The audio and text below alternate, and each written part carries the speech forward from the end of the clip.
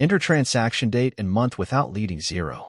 Enter year as a 2-digit number and the program will automatically convert it to a 4-digit year.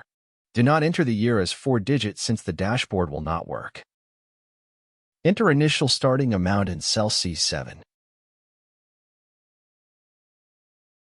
Enter additional transactions with descriptions.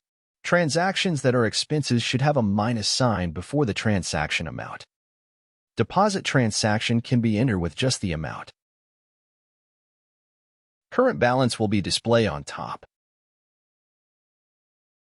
New roles will automatically be added.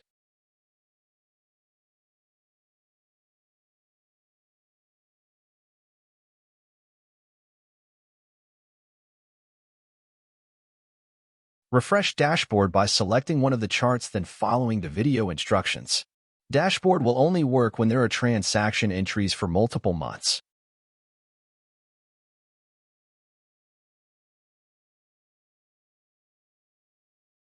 Select the months or years to filter the dashboard. Hold down the Control key to select multiple months and/or years.